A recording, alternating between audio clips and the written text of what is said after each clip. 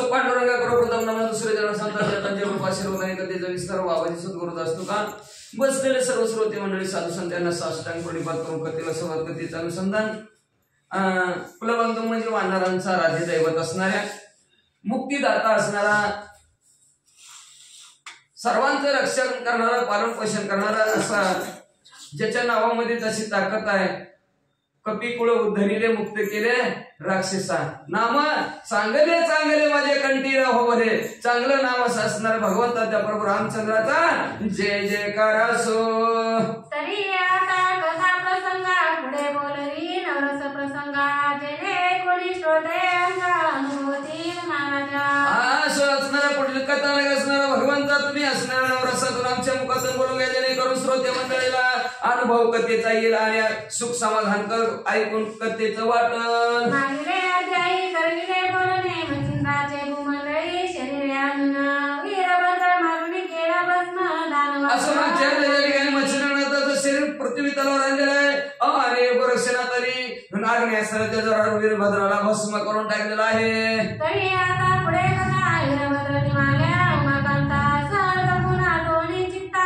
पुत्र मोहे आता पुढे कथा ऐका म्हणजे असणारे वीरभद्र जळून भस्म झालेला महादेवजीला दुःख झालं दुःखाने महादेवजी काय करायला लागलेत ऐका लोक वाढून झाले नाना सुलोटले दोन्ही नयनी परीन बोले काही जटावेष्टुनी पुत्र मोहे मूक असणारं वाळून गेलं कोमेर गेलं महादेवजीचे मान खाली घातली जटा आडव्या होत्या त्यात स्पंद स्पंद पुत्राच्या भावाने रडू लागले म्हणे हा पुत्रा पुरता धैर्य लावण्य गात्रा विद्या संपन्न सर्व अस्त्रा हे माझ्या मनातल्या मनात म्हणा लागले असणारे धैर्याचा आणि लावण्याचा पुतळा असणारा माझा मुलगा शस्त्रास्त्रामध्ये विद्यामध्ये पारंगत असणारा तुझ्यासारखा कुणीच नव्हता तू एकटाच होतास बाळा दैवहीन हातीचे गेले पुत्र निदान काय सोने पारगन तया सरसी नपवती काय असं म्हणजे हाताखाली आलेला मुलगा म्हणजे असणारा उगाच गेला गेला वीरभद्राचा असणार सगळं असणार भरपूर घरी धन असून काय उपयोग आहे म्हणले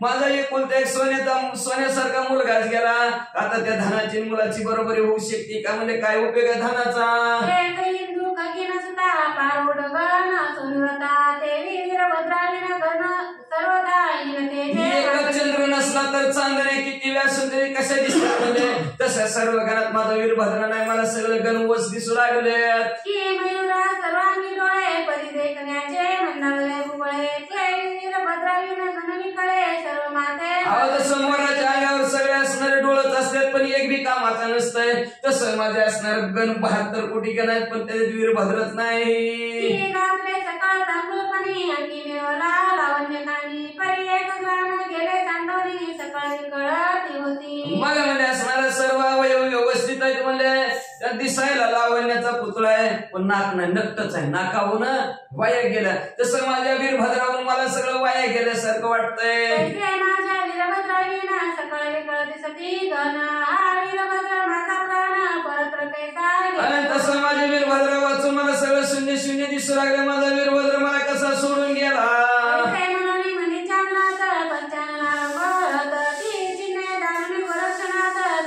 असं म्हणत असणार भाऊ महादेवजी रडत आहेत गोरक्षनाथाने चित्त त्या ठिकाणी ओळखलं महादेवजी रडायला लागल्यात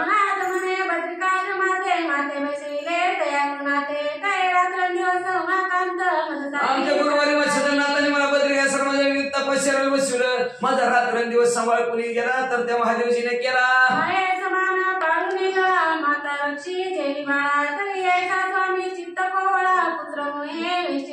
आज म्हणजे असणार माये जसं माईमध्ये आपल्या लेकराला सांभाळती तसं मला लेकरासारखं तिथं म्हणजे असणारे महादेवजीने सांभाळून ती माय आज रडायला लागली उपकार काय हो केला निवार स्वामी शिनविला दुःख तुम्हाला असं माझ्या राईसारखं पुत्रासारखं असणारा मोह माया लावणार आज ते स्वतः म्हणजे आपल्या स्वतःच्या पुत्रासारखे रडत आहेत म्हणून त्यांना असणारा काय उपकाराची परत फेड केली असली असते वय ज्यांनी सांभाळलं त्यालाच रडवायचं कसं पाया लागे गोरक्षनाथ म्हणे पुत्र दुःखावरील मोह वेष्टित चित्त तुमचे ज्यांनी उपकार केले तर जर अपकार करायचा का ज्यांनी उपकार केले त्याला दुःखित करून कस काय उपयोग आहे, चलायचं नाही म्हणले. महादेवजीच्या जवळ गोरक्षनाथ गेले, म्हणले तुमचं अंतःकरण दुःखी झालंय म्हणले पोराविषयी, मला कळतंय म्हणले. हा तरी वीरभद्राचे आता उठवी ना परी असते आणाव्या ओळखून येते राक्षसांचे झाले कंदना राक्षसांची मिळविती. अहो म्हणले मग महादेवजी काय करा, वीरभद्राचे हाड वळखून आणा तुम्ही म्हणजे असणार, का तर त्याच्यात राक्षसांची बी हाड पडले ती म्हणले वाचा. त्या वीरभद्राच्या हस्ती मिसळल्या कृपामूर्ती म्हणून संशय वाटे चित्ती वीरभद्रा ते उठवावे. म्हणजे वीरभद्राची त्या राक्षसाचे हाड मिसळून गेले ती म्हणले, आणि मी नेमकं असणारे संजीवनी नावाचा मंत्र म्हणता भस्माचे म्हणजे हाडावर पडले की पुन्हा राक्षस उठतील म्हणले, म्हणून मला संशय येत आहे. नेमकं तुम्ही वीरभद्राची हाड उडकून आणा, महादेवजीला सांगितलं. तरी ऐसिया मिसळले नाता संजीवनी प्रयोग दपता सकाळ राक्षसा उठतील मागुता म्हणून चिंता. म्हणून मी चिंतेत पडलोय म्हणजे कसं वीरभद्राला उठवायचं. चुकून वीरभद्राच्या हाडाची आता काय मला माहिती, सगळ्याची हाडच आहे की नीट वीरभद्राची आहेत ती मला काय माहिती. चुकून राक्षसाच्या अंगावर हाडावर जर बसवायची म्हणजे पडले तर राक्षस उठते की अजून त्यांचा धिंगाणा चालायचा म्हणजे असणार, विषय गोंधळ गाजत असे. मग ती गोंधळ अजून घातलेली म्हणजे, म्हणून माझ्या ठिकाणी चिंता वाटायला लागली, कसं उठवायचं वीरभद्राला सांगा. ऐसे बोलता गोरक्षसती नीलग्रीव म्हणे कृपामूर्ती वीरभद्राच्या सकाळ असती ओळखून. अशा प्रकारे गोरक्षनाथ म्हणल्यावर महादेवजी म्हणले तुम्ही काळजी करू नका, मी म्हणले त्या रणांगणाच्या ठिकाणी जातो आणि वीरभद्राचे हाड बरोबर वळखून आणतो. कसं आणतात ऐका. माझे गाणं आहे त्याचे तुले ते असतनी शैनी भोजनी बले मामनाती नामी रत झाले काया वाचा बुद्धी. काय सांगायचं, माझे काय करणार, माझे काय सेवा करतात, माझे काही भक्त आहेत ते म्हणजे असणार रात्रंदिवस दळिता कांडिता बसता उठता खातानी झोपतानी सारखं शिव शिव शिव शिव म्हणतात म्हणले. तरी शिष्टबुद्धी अंतकरणी वीरभद्र नाही गेला वेसोनी जागृती सुषुप्त स्वप्नी वेष्टीला से. तशा प्रकारे वीरभद्र सुद्धा त्याच्यातलाच आहे म्हणजे तो जागृत अवस्थेत, स्वप्न अवस्थेत, सुसुप्ती अवस्थेत, तिन्ही अवस्थेत म्हणजे शिव शिव म्हणतोय. ऐसे बोलून शंकर रणभूमीत करी संसार मागते ते उचलून सत्वर करणी आपुल्या राहित. मग रणांगणाच्या बोट ठिकाणी महादेवजी गेलेले आहेत आणि महादेवजीने हाड उचललं, हाड कानाला लावलं, ज्या हाडातून शिव नाव येत होतं ते हाड बाजूला काढलं. शोध करिता वीरभद्र जेथे पडला होता जेथे जाऊन अवचट असता हस्ती उचली तयार. जिथं शोध करता करता जिथं वीरभद्राची हाड पडलेली होती तिथं महादेवजी गेले, महादेवजीने हाड उचललं. हस्ती उचलून करणी लावित तो त्या हस्ती मंद शब्द करीत शिव शिव मनाने शब्द येत शिव करणी तत्व. काय ताकद किती नामस्मरण केलं असं, हाडात मुरलं नामस्मरण. हाड वैर म्हणतात ऐका ना, आपल्याला वैर असलं तर हाड वैर आहे म्हणतात, आणि नाम किती मुरले ह्याच्या नसा नसात हाडात नाम मुरलेलं होतं. हाड उचललं, महादेवजीने कानाला लावलं की त्यातनं हळूच थोडा आवाज यायचा, शिव शिव म्हणलेला आवाज यायचा. पंचानने गोळा केल्या परीक्षेने जेथे होता गोरक्षनंदना तेथे आणून ठेविल्या. मग लगेच असणार ते सर्वचे सर्व हाड महादेवजीने गोळा केले आणि जिथं गोरक्षनाथ बसले होते तिथं ते हाड घेऊन आले. मग तो विद्या नवकेसरी भस्मची मोठी कळवणी करी वीरभद्र नामी साचोकारी संजीवनी स्मरला. विद्यामध्ये असणारा श्रेष्ठ असणाऱ्या सिंहासारखं असणाऱ्या गोरक्षनाथाने भस्मची उडी काढली, त्याच्यावर संजीवनी नावाचा मंत्र म्हणले, वीरभद्राचं नाव घेतलं आणि हाडावर भस्मची उडी टाकली. होता संजीवनीचा प्रयोग पूर्ण वीरभद्र उठला देह धरून म्हणे माझे धनुष्यबाण कोट्या. संजीवनी मंत्राचा पाठ परिपूर्ण झाला, भस्माची उडी हाडावर टाकल्याबरोबर तट दिशी झोपीत दौडावत सगळं. वीरभद्र उठला, उठल्याबरोबर काय म्हणतोय, कुठं माझं धनुष्य आहे म्हणजे ह्याला मारतोच. व्यापले अपार राक्षस कोटी तुके मारी आता जेठी उपरी गोरक्षाय शेवटी प्रतापा. आता जेवढी राक्षस माझ्याबरोबर युद्ध करायला तेवढ्याला सगळ्याला मारतो आणि शेवटी गोरक्षनाथाला यमपुरीला पाठवतो. ऐसे वीरभद्र बोले वचन करी तरी पंचानन म्हणे बाबा अंताशी न व्यक्त बोलाता. अशा प्रकारे वीरभद्र बोलल्यावर महादेवजीने हाताला धरलं, वीरभद्र घाबरे बाबा म्हणला, आता तरी लय मोठं मोठं बोललो की म्हणले बाबा आता अशी काय झाले बोलल्यामुळे तर वाटतं एवढं म्हणून गप बसावं. महागरताई कवळून त्याचे सांगितला सगळा वृत्तांत परी म्हणे मागांत स्नेह नाती धरावा. मग नंतर हृदयाच्या ठिकाणी महादेवजीने असणारं घट्ट असं अलीकडे वीरभद्राला दिलं, सगळं वृत्तांत झालेल्या भांडणाचा सांगितला. आता तरी वीरभद्रा नाथ महाराजा बरोबर प्रेमाने आवडीनं व्यवस्थित राहा रे बाबा, भांडण करू नको त्यांच्या संग.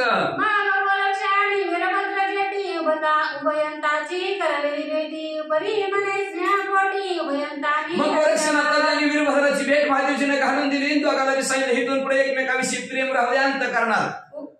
उपरी 72,84 लक्ष शिवगण प्रतापी महादक्ष ते वायू चंद्री असता प्रत्यक्ष उदरी गोरक्ष तयासी. मग त्याच्यानंतर 72,84,00,000 सैन्य त्यांना असणारा वातासर नावाचा मंत्र टाकून गाव सारखे घर पाला पाचोळ्यासारखे आकाशात फिरत होते. वाता प्रेरक नावाचा मंत्र काढून घेतला गोरक्षनाथाने, सगळे खाली उतरले. माग सकळ समुदाय एक करून जाते झाले गोरक्ष नमुना एकीकडे रावत त्रिविक्रम राज्य वैभवी गुंतला. मग सगळे असणाऱ्या वास्तू एवढी गणी येऊ लागलेले आहेत महादेवजीच्या. त्या गोरक्षनाथाचे सर्वजण पाया पडू लागली, आपापल्या घराकडे निघून गेले. इकडं राजभवनाच्या ठिकाणी त्रिविक्रमाच्या रूपात असलेले मच्छिंद्रनाथ काय करू लागल्यात ऐका. सकाळ शिवमान तुझं रक्षण करी शिवालयाच तो त्रिविक्रमराव दर्शनाच अकस्मात गोरक्षनाथ आपलं असणारं शिवरूपी धनाचं काटुड असणारं ते प्रेताला असणारं वेष्टून बसलेले जवळ बसलेले आहेत. तेवढ्या त्रिविक्रम म्हणजे मच्छिंद्रनाथ दर्शनाला आले महादेवजीच्या. राव देखता गोरक्षाची प्रेमी मिठी गाली क्रीडेची निकट बैसू आणि त्याची सर्व वृत्तांत विचारले. लगेच राजा म्हणजे मच्छिंद्रनाथ गोरक्षनाथाच्या जवळ बसले आणि प्रेमाने मिठी घातली म्हणले असणार कसं काय चाललंय बरं आहे का. मागशाचा जो झाला वृत्तांत तो सकळ त्या ते केला श्रोत होता चित्तर्मळ चित्तांत मच्छिंद्राच्या लागली. मला हे सांगितलं म्हणजे अहो काय सांगायचं तुमचं शरीर त्या रीतीने तुमच्याकडे गेलं, कैलासात नेलं, मी भांडण केलं, कैलासानं सोडून आणलं असं म्हणले. सगळे हकीकत प्रेताची मच्छिंद्रनाथाला सांगितले. मच्छिंद्रनाथाने चित्ताच्या ठिकाणी तळमळ वाटू लागली. काय म्हणतात माग गोरक्षाशी बोले वचन धैर्य करावे काही दिन धर्मनाथा ते राजासन देऊन येतो मग गोरक्षनाथ मला जरा धीरधारा म्हणजे तुम्ही म्हणजे असणार ते मुलगा झाला म्हणजे असणारे धर्मनाथ त्याच्या हातात म्हणजे राज्य देतो आणि मी तुमच्या बरोबर येतो असं मच्छिंद्रनाथ म्हणू लागले. बोलून प्रजानाथ स्वग्रही आला तरी तळात बोलवली मंत्रिका ते विचारात. अशा प्रकारे गोरक्षनाथा बरोबर बोलले. घरी आल्यावर मंत्र्याला बोलून घेतला. मच्छिंद्रनाथ काय म्हणतात माग पाहुणे उत्तम दिन मईचे राम घेतले बोलावून राजपदी स्वहस्ते अभिषेक करून आजूबाजूचे सर्व देशाचे राजे बोलवले आणि स्वतःच्या हाताने मच्छिंद्रनाथाने म्हणजे त्या धर्मनाथाचा राज्याभिषेक केला. आपण गाडीहून खाली उतरले. काशी देवनी अपारधने आणि भूपालागी दिलेली भूषणे परमसने बोळवून बंदीजन जी काय मागायला आलं होतं त्यांना भरपूर असणारा दान दिलं. बंदीखान्यात असणारी ती सोडवली का तर नवीन राजा झाला वाचा. यातही लोटला एक मास राव त्रिविक्रम आपल्या मंदिरी खास देह सांडुली शिवालयास दक्षिणी. याच्यानंतर 1 महिनाभर असणारा राज्यकारभार धर्मनाथाच्या हातात दिला. 1 महिना झाला. 1 महिन्यानंतर मच्छिंद्रनाथाने तिथं त्रिविक्रमाचा ध्येय सोडला. आपापल्या ध्येयात मग त्या महादेवजीच्या देवळात येऊन बसले. एकीकडे रेवती सती सहज गेली राजसदनाप्रती म्हणे महाराजा हे नृपती अजूनिका हो. इकडे तवर असणारी रेवती ज्या महालात झोपलेला होता मच्छिंद्रनाथ रूपी त्रिविक्रम राजा त्या महालात गेली आणि महाराजाला म्हणले आव उठा की लवकर का मला जायचं नाही का म्हणजे दिवस कुठवर आलाय उठा झोपू नका. तिथे न बोले काही मग आलोनी पाय स्वस्त प्रवाही नवले प्रेत मिळवले गेली पाहुणी शोका वैवाटे. मग ते म्हणजे उठलं हाक मारायचं मग हालून उठवा लागले. उठा की लवकर इतके दिवस कसं काय इतके वेळ झालं झोपला म्हणजे उठा उठा उठा लवकर असं म्हणलं. असं ढकललं की कालांडच म्हणजे संपलं. लागली रडायला. रेवती शोक करिता तुंबळ ऐकून धावला धर्मनाथ बाळ मंत्री प्रजा सेवक सकळ उठला. मग लगेच धर्मराजाने आवाज ऐकला. आई रडायला लागली. त्यांनी बघितलं पप्पा संपलेले की ती बी रडायला लागलं. सगळी गावातली लोक पळतच आले. मंत्री बी पळत आले. सगळीच रडायला लागले. शिवालयाशी जनमुखे आला गोरक्षापाशी माग सिद्ध करुणी भस्माची मुठीची संजीवनी प्रयोजी. मग असं सगळ्या गावाचं रडणं मच्छिंद्रनाथ गोरक्षनाथापर्यंत महादेवजीच्या देवळात आलं. म्हणजे काय झालं काय ना त्रिविक्रम संपला. मग लगेच इकडे भस्माची मुठी काढली. संजीवनी नावाचा मंत्र म्हणला आणि अस्ति मासा प्रयोजिता देव संगीन झाला त्वरित संगीन होता मच्छिंद्रनाथा समय पावला. हाडाचं मासाचं तुकडं केलेलं होतं ना. मग त्याच्यावर संजीवनी नावाचा मंत्र गोरक्षनाथाने टाकला. मग सगळे जागच्या जागेवर सटासट असणारे चिटकायला लागलं. हाड मास सगळं चिटकलं. पुतळा मच्छिंद्रनाथाचा तयार झाला की तिकडून मच्छिंद्रनाथाचा हात आला आणि त्याच्यात शिरला. मच्छिंद्रने संचार होता उठली बैसला क्षण लागता एकीकडे राव प्रेत स्मशान वाटिके आणि ओम चैतन्य मच्छिंद्रनाथ महाराज की जय. मच्छिंद्रनाथ ह्यामध्ये प्रवेश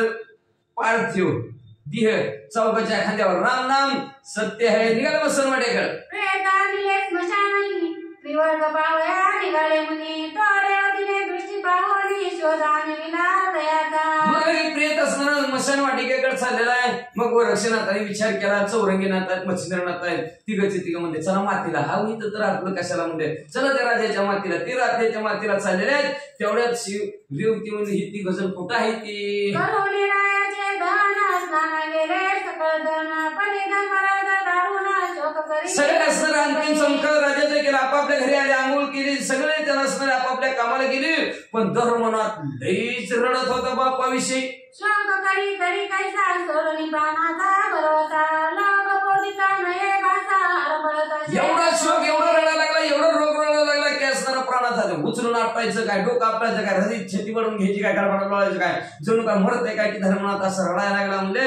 लोक किती समजावून सांगायचे तरी धर्मनाथ ऐकायला तयार नव्हतं मोठ्याने रडायचं उत्तर क्रिया झाली उपरी नराय तयाचे परी अन्न पाणी जोडीचे प्राण देऊ म्हणत असे म्हणजे असं उत्तर क्रिया झाली तरी 3 दिवस झालं तरी रडायचंच एवढं रडायचं म्हणजे असणारा अन्न पाण्याचा त्याग केला रडतच बसलं नागमायेचा मोह अत्यंत त्याचे नेऊनी परमेकांतात म्हणे बाळा शोक काय व्यर्थ पितया करिता पण माया असणार आईचं आईशी कळवळ्याची जाती करील अभावी प्रीती म्हणजे बाळ लयच रडायला लागलं 4-5 दिवस झालं राहीनच म्हणजे एकांताच्या ठिकाणी बाळाला नेलं बाळा म्हणजे तुझा बाप मेलेला नाही रे बाबा म्हणजे तुझा बाप जिवंत आहे रडू नको बाळा तुझा पिता चिरंजीव आहे मैवरता प्रत्यक्ष दावणी शिवालयाता अरे बाळा रडू नको रे बाळा तुझे भेट घालून देते पप्पाची म्हणजे असतात जा म्हणे त्या महादेवजीच्या देवळामध्ये मच्छिंद्रनाथाच्या नावाने जो काय महाराज आहेत ते प्रत्यक्ष तुझे वडील आहेत म्हणजे जा पाहा त्यांना चिरंजीव आहे उत्तमोत्तम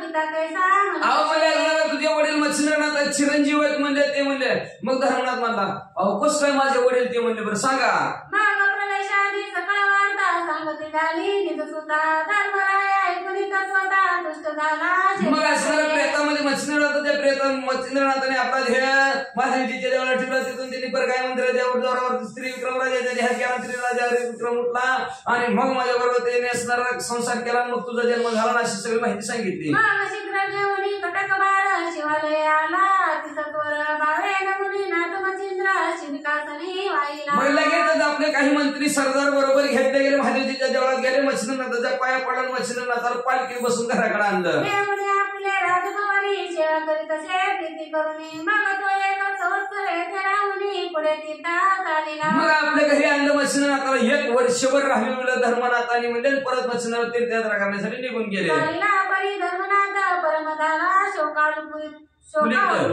म्हणे दादा तो सांगते मी तिथं येतो की मला असं मच्छिंद्रनाथ निघायला लागली धर्मराज रडायला लागला म्हणला पप्पा मला येऊ दे की तुमच्या सगळे तीर्थयात्रा करायला या उपरी बोले मच्छिंद्रनाथ बाळ 12 वर्षी येऊ येते माग जोग देऊ गोरक्षा दे तुझे सगळे नाही मला असं म्हणलं हा अजून तू बार काय म्हणले आईचा जीव तुझ्या वाचून तिळ तुटते म्हणजे तू आई म्हणजे ही तर 12 वर्षांनी आणि येतो म्हणजे आणि वर्षनाथाच्या हातून तुला 12 वर्षांनी म्हणजे अनुभव देतो आता रेवतीची सेवा करून भोग्या फुले राजसन जेथे रेवती तेथे प्राण माझा अरे इथून पुढे रेवतीची असणारी सेवा करीत राहा म्हणजे बाबा आपल्या राज्यासनाचा भोग म्हणजे असणार जिथं रेवती आहे तिथं माझा प्राण आहे मच्छिंद्रनाथ म्हणतात तिची सेवा केली आणि संतुष्ट आहे माझे मन करून समाधान त्रिवर्ग ते तुम्ही निघाले तिची रेवतीची तुम्ही सेवा केली की मला आनंद प्राप्त होईल का तर रेवती माझा जीव की प्राण आहे जीवतीचं रेवती आहे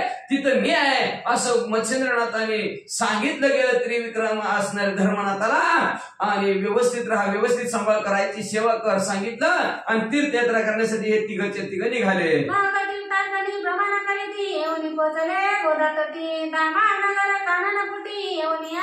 तीर्थयात्रा करता म्हणजे असणारा रात्रीचं गाव माणिक नावच्या शेतकऱ्याचं गाव कोणतं भामानगर गोदा नदीच्या तटावर तिथं आले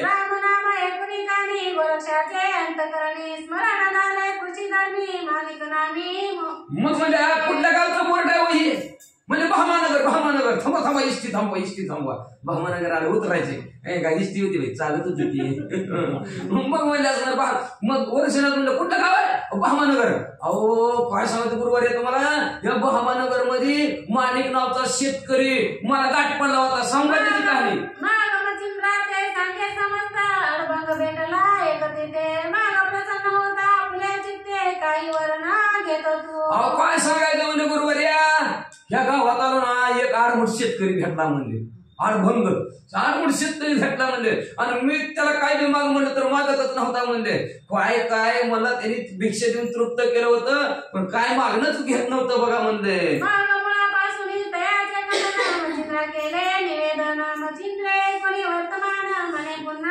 सर्व त्याची हकीकत ती भिक्षावार म्हणलेलं खायला दिलेलं आमचं बोलणं वाचन उलट सुलट मला बोललेलं सगळं मच्छिंद्रनाथाला सांगितलं मच्छिंद्रनाथ म्हणले चला बरं जाता जाता जाऊ त्याची गाठ घेऊन भेटून जाऊ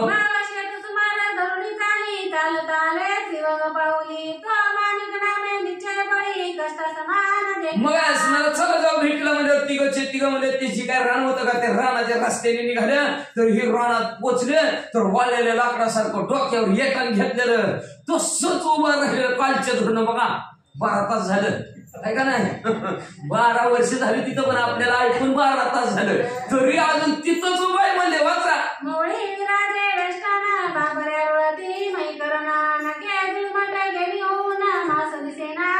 किलोभर सुद्धा अंगावर मास दिसना म्हणजे केस जिमनीला चिटकली नकाच्या चुंबळी झाल्या तरी पट्ट्यात जागेवरच असती एकाच्या झाली एक पोट झाले प्रश्निता एक दृष्टी लावून एक मंत्रचा असणारी जी काय हळा आहे त्याला त्वचा चिटकली गेली वाळलेल्या लाकडासारखं झालं पोट पाठीला चिटकलेलं होतं म्हणजे असणारा दृष्टी सूर्याकडे लावलेली होती आणि मुखात तेवढंच दिसतं श्रीराम जय राम जय जय राम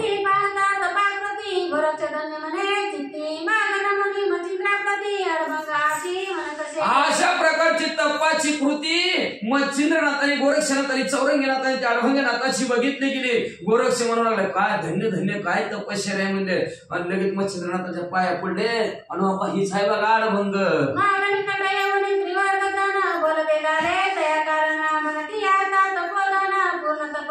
मग तिनं गोळा केली म्हणजे महाराज भास्करा म्हणले तुम्ही रातच्या धरणामध्ये तपश्चर्या करता बास झाले की किती वेळा असतंय झोपायचं तरी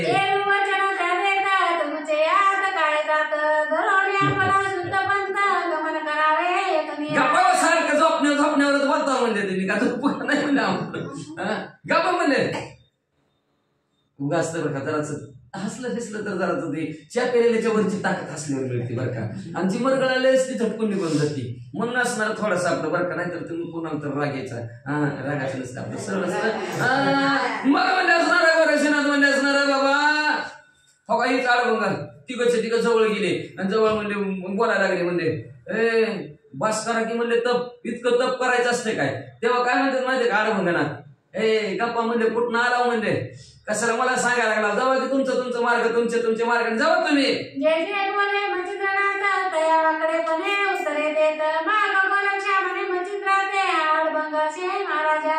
मग असणार जे मच्छिंद्रनाथ बोललेलं का त्याला उलटच उत्तर द्यायचं उलटच बोलायचं गोरक्षनाथ म्हणला गुरुवर या तुम्ही गपासावर म्हणजे यार मोठा आहे म्हणजे यार मोठा आहे म्हणजे एक बोललं तरी एकच बोलतोय म्हणजे ना काय ह्याच्या नादाला लागू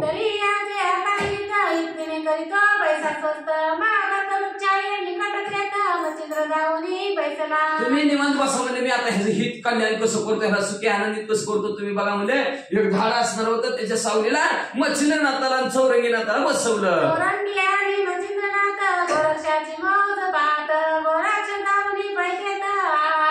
मग चौरंगीनाथ मच्छिंद्रनाथ झाडाच्या सावलीला बसले म्हणजे मजाच बघू गोरक्षनाथाची मी मच्छिंद्रनाथ मग म्हणलं मी त्याला सरळ बोलायला गेलो तर उलटच बोलते म्हणजे आता ह्याला तर काय बोलते काय माहिती म्हणजे पण आपण ऐकून मजा घेऊ म्हणजे असणार आनंद लुटू म्हणजे तेवढाच असं मच्छिंद्रनाथाने विचार केला गोरक्षनाथ जवळ गेले आणि जवळ घेऊन त्या अडभंगनाथाला म्हणजे वा वा वा वा काय तपश्चर्या आहे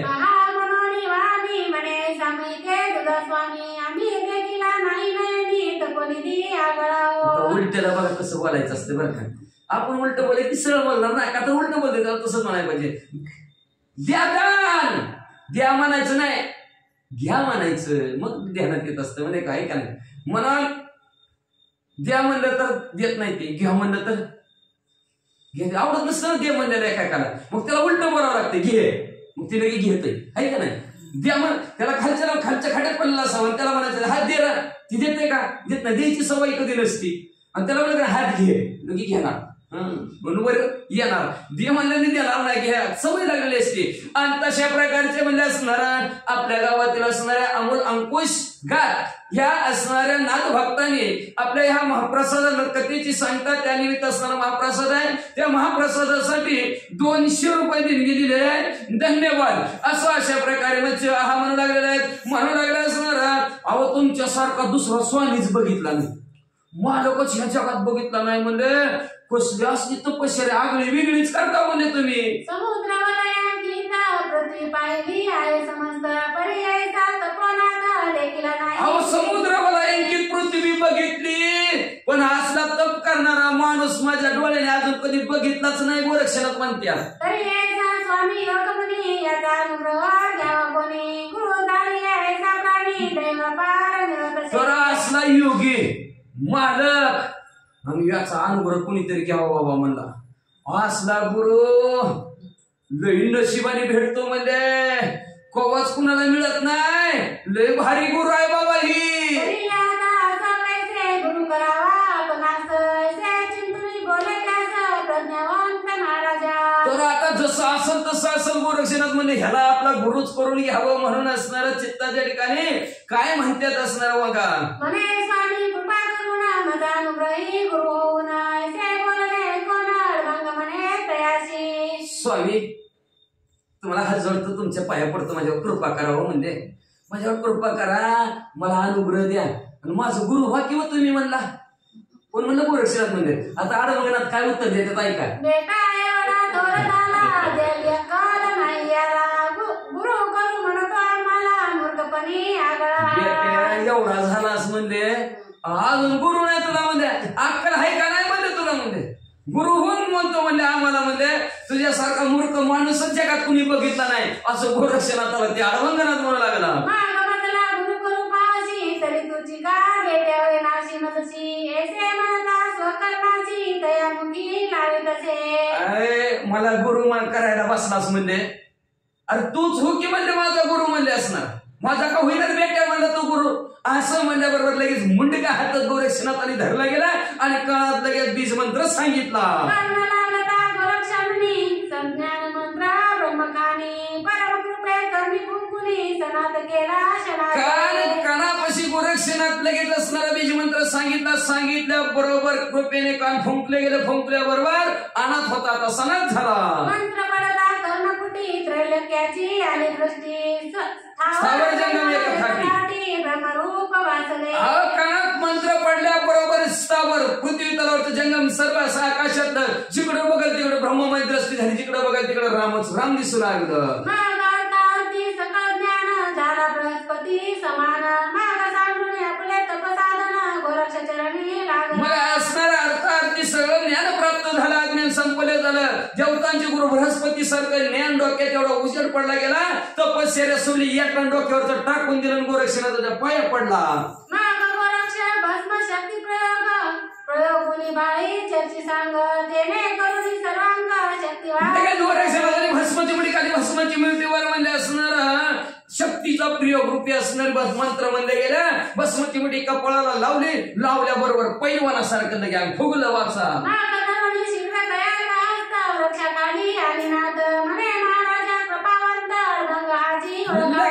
हाताला धरलं तिथं मच्छिंद्रनाथ आणि चौरंगनाथ झाडाच्या सावलीला बसले होते, त्यांच्या जवळ आणलं आणि मच्छिंद्रनाथाला म्हणजे हो का ही चाडभंग आहे बघा वळखा.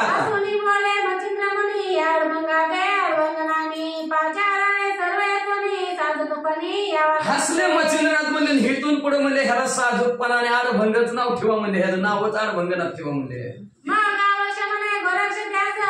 दीक्षा दिली खास माग शीघ्र अवश्य म्हणजे गोरक्षनाथ म्हणजे बरे लगेच नाथ महाराजाची दीक्षा दिली. ओम चैतन्य आडभंगनाथ महाराज की जय. अशा प्रकारचं नाथ महाराजांमध्ये दीक्षा दिली गेली. नवनाथामध्ये त्यांची असणारा त्याला सांगितलं केला आडभंगनाथाला आणि आपल्या बरोबर तीर्थयात्रा करायला निघून घेऊन गेले. मार्गी दादा चित्रदेशी सकळ तेव्हा पूर्णाभ्यासी आपल्या समान शस्त्रास्त्रेशी अनुभव तो मिळवला. लगेच मार्गाने जाता जाता असताना गोरक्षनाथाने सर्व विद्याभ्यास शिकवला ना आपल्यासारखं शस्त्र अस्त्र विद्यामध्ये पारंगत चौरंगी ह्या असणाऱ्या आडभंगनाथाला केलं. असो ऐशी 40 जण 12 वर्षे तीर्थाटना करो आणि पुन्हा प्रयाग करणा 40 सूर्या पातळ. असं अशा प्रकारे 40 जण म्हणजे असणार तीर्थयात्रा करता करता पुन्हा प्रयागाच्या ठिकाणी म्हणजे त्रिविक्रम राजाच्या गावामध्ये असणाऱ्या त्या देवतीच्या घरी 40 सूर्य कोण कोण आहेत आता 4 सूर्य मच्छिंद्रनाथ गोरक्षनाथ चौरंगीनाथ आणि हे आडभंगनाथ 40 पोहोचले. एकीकडे धर्मनाथासी पुत्र झाला सतेज राशी वडिलांचे नाव ठेवले त्यासी त्रिविक्रम. इकडे धर्मराजाला अतिशय सुंदर देखणा मुलगा झाला वडिलांचं नाव चालू होते ती पूर्वीपासून आलं बघा ऐका नाही तेव्हापासून आलं 1710 1700 साल आला 1900 2-3 हजार वर्ष झालं तेव्हापासून पिढी चालत आले बापाचं नाव चालली ती. मग त्याला पोरगा झाला त्यांनी त्याच्या बापाचं नाव त्रिविक्रमच पोराचं नाव ठेवलं चाललं बापाचं नाव पुढं. चौघे प्राथमिक ग्रामी येता श्रुत झाले धर्मनाथा मग कटक भारसी शिबिके तत्वता बैसोनी आणले. लगेचच ना धर्मनाथाला माहिती झालं आपल्याकडे हे 40 नाथ भेटीला राहिले पालखी घेतली त्यांना आपल्या घरी गाजत आणलं. मग धृती वृत्ती सगन करुणी तोषविले मच्छिंद्र मन मग त्रिविक्रमा सुत राज्य स्थापून दीक्षा घेतली. योगेशी मग असणारी सर्व असणारी वृत्तीने असणारी मच्छिंद्रनाथाची सेवा केली. मच्छिंद्रनाथाला प्रसन्न करून घेतलं आणि आपला मुलगा जे काय त्रिविक्रम होता त्या त्रिविक्रमाच्या हातात राज्य दिलं आणि नाथ पंथाची दीक्षा धर्मनाथाने घेतली. ओम चैतन्य धर्मनाथ महाराज की जय. माघ मासी पुण्य तिथी द्वियेसी धर्मरायाची बीज म्हणती ते दिवशी गोरक्ष जती अनुग्रह देत. माघ महिन्यातील असणारी पुण्यतिथी आहे तिचं नाव आहे द्वितीया तिला धर्मनाथाची बीज म्हणतात आणि त्या दिवशी धर्मनाथाला अनुग्रह गोरक्षनाथाने दिला म्हणतात. या उपरी देव मिळून स्वर्गीचे आणि प्रजा लोक त्या ग्रामीचे मिळून अनुग्रहाचे मोळे रचले. बड़ा मोठा उत्सव त्या गावात त्या दिवशी तुला आजूबाजूच्या सगळ्या गावांना बोलवलं मध्ये ऐका म्हणजे असणार आहे मच्छिंद्र गोरक्षनाथ अनुग्रह देणारा अनुग्रह दिलेला आहे कुणाला धर्मनाथाला त्या निमित्त भंडारा जेवायला यावं जेवायला. सकळ बैसून एक पंक्ती गोरक्ष कवळ घेऊन हाती सौरामुखी ओपितसे. मग सगळा अनुग्रह झाला धर्मनाथाला अनुग्रह दिल्यानंतर सगळे पंक्तीला जेवाय बसलेले आहेत आणि गोरक्षनाथ आपल्या हातात घास घेऊन सगळ्याला देऊ भरू लागलेले आहे. आनंद परम जेठी पाहुणी धावले सुरवाला धाटी तेही प्रसाद पाहुणी शेवटी तुष्ट चित्ती. मग सर्वांना आनंद झालाय पंक्तीत बसलेल्याला म्हणून बुधवारीच आहे का आपल्यात प्रसाद कवाय बुधवारीच ना बरं बुधवारी सगळ्यांनी प्रसादाला या का तर देवाच्या संगती पंगती शेष घेऊन जाईना तुमची झाली या भोजन तुमचं भोजन झालं की शेष घेऊन जाईल का तर प्रसादाला फार महत्व असतं. ही रोज असतं ते आपल्या घरचं जेवण असतं पण प्रसाद वेगळाच असतो बरं का नैवेद्य दाखवला असतं देवाला. मग अशा प्रकारे तिथं प्रसादाचा कार्यक्रम आहे सगळे जेवायला यायला लागले सगळ्यांची पोटं भरू लागली. देवाला बी वाटलं आपण बी देवा जेवायला जावं काय सुंदर पदार्थ आहेत म्हणून स्वर्गातले देव सुद्धा तिथं जेवायला पंक्तीत येऊन बसले प्रसाद खायला. भाषण ऐसाची प्रसाद जन्म प्रति संवत्सरी असावा पूर्ण इच्छेला. सगळे पंक्तीला बसले पंक्तीला म्हणायला लागले दरवर्षी असलं जीवन असलं तर लई बरं झालं बरं का. प्रत्येक वर्षी असलं जीवन ठेवावं लई बरं वाटन. वाचा ऐसे बोलता सुरवर सकळ ऐकोनी बोले तपोबळ माझे नाम घेऊन केवळ अल्पा जगा.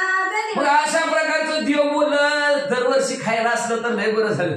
मग गोरक्षनाथ म्हणलं बरं काळजीच करू नका माझ्या नावाने दरवर्षी जगाताच्या ठिकाणी म्हणजे असणारं जेवायला लोक घालतील तुम्हाला. धर्मराजाची बीज म्हणून उत्सव करावा तुम्ही सगन याची नीती कुमारा सांगून कवळ पाये जगासी. मग म्हणजे असणारे धर्मनाथाची बीज म्हणून तुम्ही तो उत्सव साजरे करा म्हणजे जगाला कळल म्हणजे आणि तुम्हाला बी असणारं खायला देवानं मिळेल म्हणजे प्रत्येक वर्षी धर्मनाथाच्या बीजे दिवशी देव जेवायला येतात. वाचा मंत्र स्फुरला म्हणून स्फुरमान सकळ तुम्ही बोला वचन अंबिलपणे शक्ती समान सदैव करा उत्सव. असणारा मंत्र स्फुरला असणारा कोणाला धर्मनाथाला गोरक्षनाथाने दिला. म्हणून सर्व असणाऱ्या उत्सव भला मोठा मांडलेला आहे, सगळ्यांना जेवण झालेलं आहे. तर म्हणजे असणार आपल्या शक्तीनुसार जसा असेल तसा, चटणी भाकर असू नाही तर भाजी भाकर असू नाही तर तुमची लाडूची पंगत असू नाही तर काय तुमचे नंतर ज्या म्हणची कधी ना ते आम्हाला काय करायचंय, खायचं काम आमचं फक्त म्हणजे असणार कसं काय असणार म्हणजे आपल्या शक्तीनुसार त्या दिवशी असणार 4-5 घाला जीव. महाराजा गोरक्ष बोलता मानवले सुरांच्या चित्ता, मग प्रतिवर्षी आनंद भरिता अशा प्रकारे गोरक्षनाथ बोलल्यावर देवाला बी बरं वाटलं. दरवर्षी म्हणजे धर्मनाथाची बीज महागद्वितीय याला म्हणजे सगळेजण जेव्हा येऊ लागले. दैपासून सहजा सहज जगी मिरवत असे धर्मनाथाची बीज, हे वृत्ताचार्य महाराज तुष्ट होत असे. आणि असं सहज म्हणजे ह्या जगताच्या ठिकाणी दरवर्षी धर्मनाथाची बीज म्हणून असणारे सगळं उत्सव लोक करू लागले. आणि जो कोणी उत्सव करतो त्याच्यावर गोरक्षनाथ आनंदित होऊ लागलं. ग्रंथात सोये बोलिला गोरक्षनाथ, की बीजेचे जोग आचरिला व्रत शक्ती समान. ग्रंथ आहे त्याच्या गोरक्षनाथाने लिहिले जो कोणी असणाऱ्या बीजेचं उत्सव करील तयाचे गृही दोष दरिद्र रोग भोगादी विगेद्र, स्वप्ना माझी संसार अभद्र पाहणार नाही. त्याच्या घरात कुठल्या प्रकारचा दोष राहणार नाही, त्याला दरिद्री त्याला कधी येणार नाही, रोग भोग सगळे असणारे त्याच्या घरातल्या जातील. म्हणजे स्वप्नात सुद्धा त्याचा आपल्या संसाराचं वाटोळ झालं असं स्वप्न सुद्धा त्याला पडणार नाही. म्हणजे अशा प्रकारचं वरदान धर्मनाथाच्या बीजीची फलश्रुती गुप्तिमेय नावाच्या ग्रंथात स्वतः गोरक्षनाथांनी लिहिली म्हणते.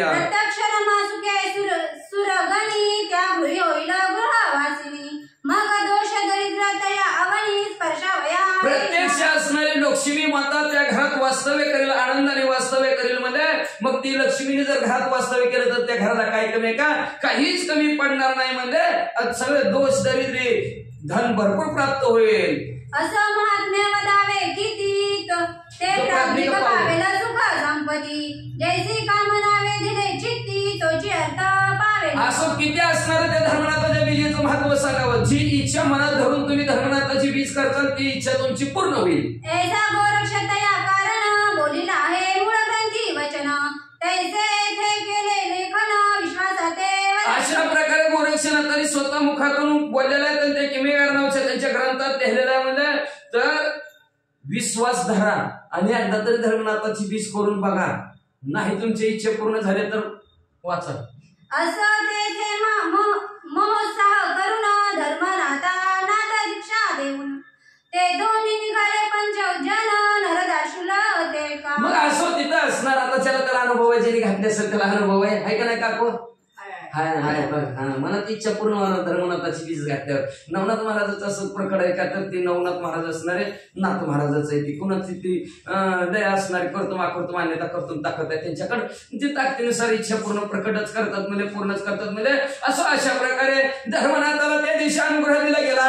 आता 5 जण झाले एकाच टायमाला 5 जण, आणि ह्या 5 जण तीर्थयात्रेला निघाले. नाना तीर्थे करिता महिसी अभ्यासिले सद्विद्येसी, शाबरी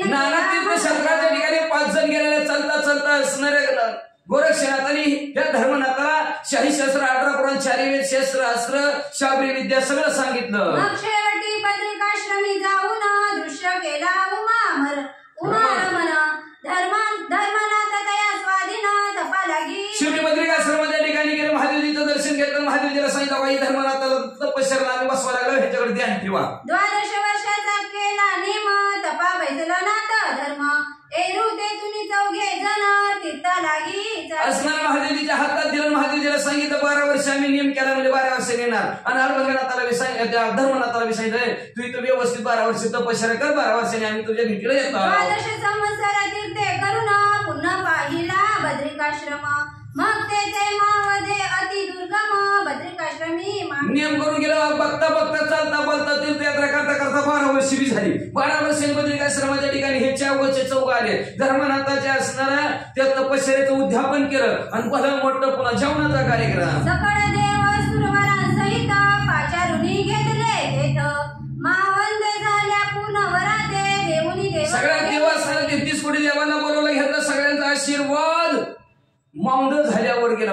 उद्यापन त्याला म्हणते. माऊंड म्हणजे उद्यापन झाल्यावर सर्वांचा आशीर्वाद धर्मनाथांना घेतला. मग तो धर्मनाथ सेवे घेऊन फेरी करिता तीर्थाटन, आता पुढे का कथन रेवन मंडपाची आता तीर्थयात्रा करायला लागल्या. आता कुठे तीर्थयात्राला गेले पुन्हा ऐकू म्हणजे असणार, पाच झाला म्हणजे असणार, 5 जणांचं. आता म्हणजे असणाऱ्या रेवण सिद्धनाथाचं कथानक ऐका.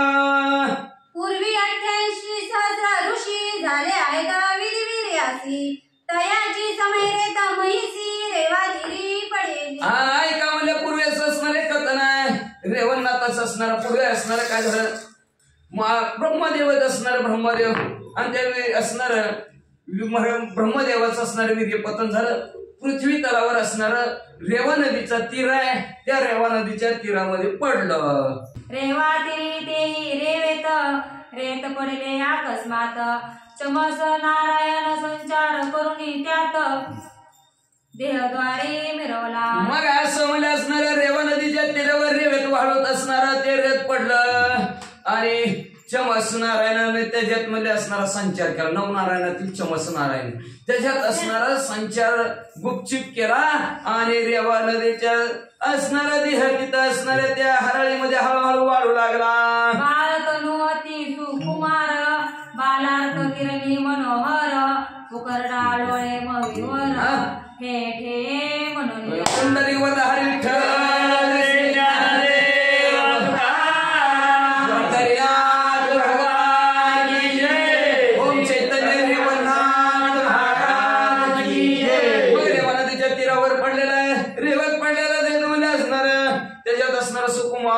सूर्यासारखं तेजस्वी बाळ जसं उकिरड्यात गोरक्षणात वळावे तशा प्रकारे रेवा नदीच्या तीरावर बाळ लोळत होत. तो त्या कानने कृषी एक, उत्तम नाम सन सारुक, तो गट घेऊन न्यावया उदक रेवता तिथं असणारा एक सुंदर असणारा ब्राह्मण आणि तो ब्राह्मण म्हणजे असणारा त्याचं नाव होतं सहन सारुक. सगळ्या गोष्टी सहन करणारा सारुक आणि घेणार, सारून वारून घेणारा. आणि असा सहन सारुक तिथं पाण्याला आलेला होता. पाण्याला जाते पाणी घेऊन येते, रोड नको बाळा घरी सांगून आणता आपल्या बाळाला, म्हणून ते असणार पाणी घेऊन असणार घागर घेऊन आणत आणि त्याचं अचानक लक्ष पातला परी अकस्मात येत कानने, पातला परी अकस्मात येत झाला बाळ जेत, सहज चाली पुढे चालत बाळ दृष्टी. अचानक घागर बनायला घागर असणारी बुडवणार तेवढ्यात बाळ दिसलं. बाळ परमाची सुकुमार, कार्तिक कर्दळी गाभाभर, पावनी तयाचे अंतर मोळे अतिशय सुकुमार देखणं बाळ होतं, एकटंच रडत होता आणि त्या सहनसारपणे बाळाकडे बघितलं, अतिशय दुःखीत झाला. मग गट ठेवून महिला गी धावणे तातडी उचली वेगी, मोहे कळूनी हृदय बागी अति स्नेह धरी. मग असणाऱ्या हातात घागर होती बाजूला ठेवली, बाळाच्या जवळ गेला, बाळाला उचललं, हृदयाला लावलं आणि प्रेमाने काय करू लागला. आधीच सन सारुक नामाने ते देसी काय ऊने, आवडीने मुख चुंबन कुरवाळीत. आधी सहनसार गुन्हा होता म्हणजे त्याचं तयार काय कमी नव्हतं. बाळाला उचलला, अंजारला गोंजारला, कुरवाळू लागला.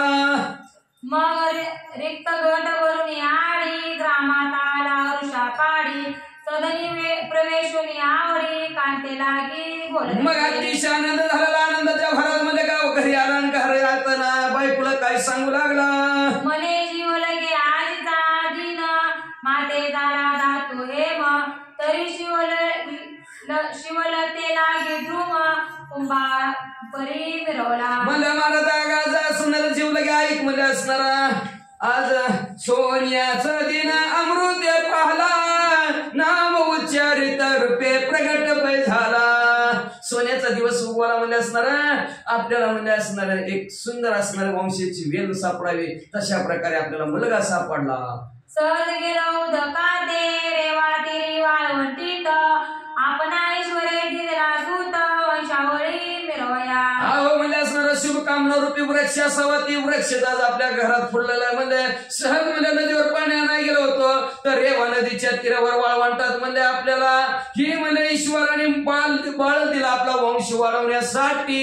एकदा कांता गोष्टी मने कोटे मत दाव दृष्टी, तव तो काढणी वस्त्र फुटी कर संपुटी. अशा प्रकारचे असणार आपली बायको बोलल्याबरोबर दाखव ग मला कुठं आहे दाखल्यावर तर पट्टा वळून येईल तसं त्याचं डोकं कसं राहत नाही बघू पण व्हायला लागल्यात महाराज तुला ते वळून येतं नाही तर इथं 2 मिनिटं बसून पट्टा वळून नाही राहिलं डोकं तर पुन्हा त्याला म्हणा झोप जाऊ वड त्याला नुसतं एकदा हितान वडण जा म्हणा छापेल्यावर आणि पुन्हा डोकं दुखलं म्हणून सांगू देते कथाच बंद करू आपण त्याच्या डोक्यातच बघू आपण बाकी म्हणून देते फक्त डोकं दुखले म्हणून सांगायचं सोडून बंदच करू आपण ते असं म्हणले असणार 5 मिनिटात म्हणलं पाहिजे डोकंच राहिले मग म्हणजे असणारे कुठं बाळ म्हणलं दाखवा म्हणलं आम्हाला दाखवल्या म्हणलं बरोबर असणार त्यांनी वस्त्रात गुंडळून आणलेलं बाळ आपल्या असणाऱ्या आई समोर ठेवलं बायकोला दाखवलं तवती कांता उत्तम नामी धार्मिक बुद्धी संसार दानी बाळ देखता देवधर्मी हर्ष सिंधू लोटला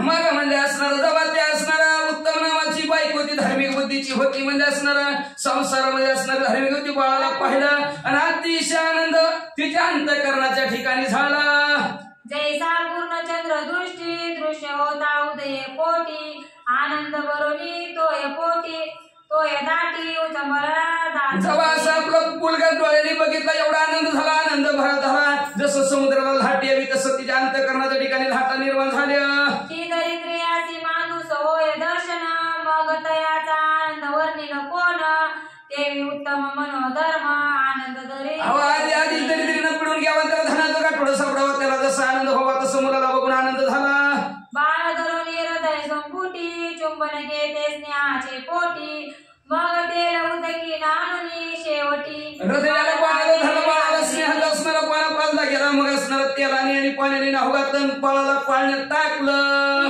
तांदुळे होते घरी नेजविला गीत या शेजारी स्तनपान केल्या परी बाळगिजे त्यांच्या घरी एक अजून तहान बाळ होतं त्याच्या शेजारी असणाऱ्या ह्या बाळाला झोपवलं गेलं स्तनपान केलं बाळ झोपलं पाण्यात असो ऐसे नित्य नित्य बाळ संगोपी ममते रेवण नाम ठेवणी त्याते मोहे करुणी सांभाळ असं रोज नित्य नित्य असणारं बाळाचं रोजच्या रोज व्यवस्थित असणारं पालन पोषण करू लागले बाळाचं नाव रेवणनाथ असं रेवण निस्त रेवण ठेवलं म्हणले रेवातिरी बाळ रेवेत सापडेले म्हणून त्याते रेवण नाम साधुकवंत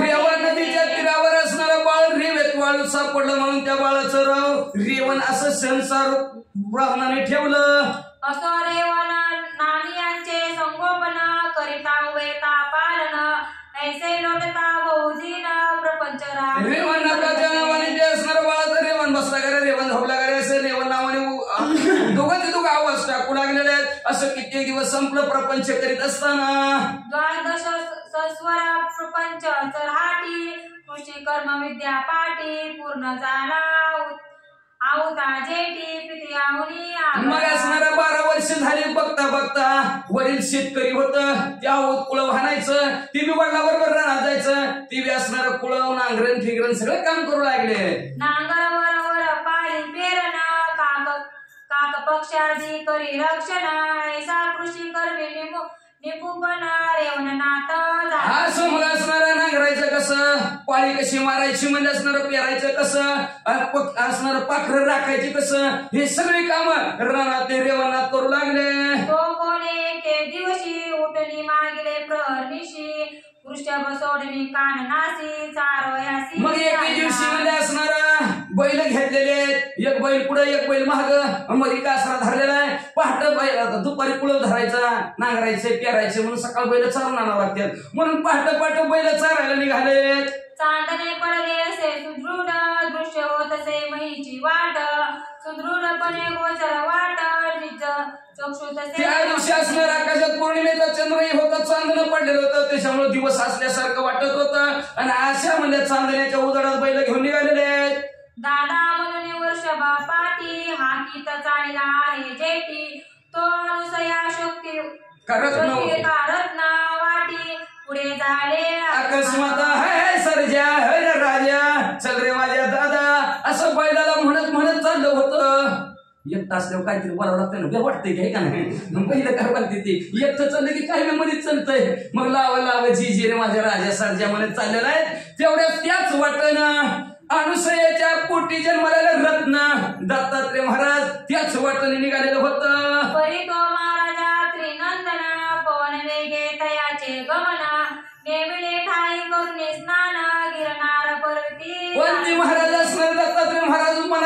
ठिकाणी भर दिशी जात होते का तर 5 ठिकाणी 5 त्यांचं असणार नित्य नियम ठरलेला होता.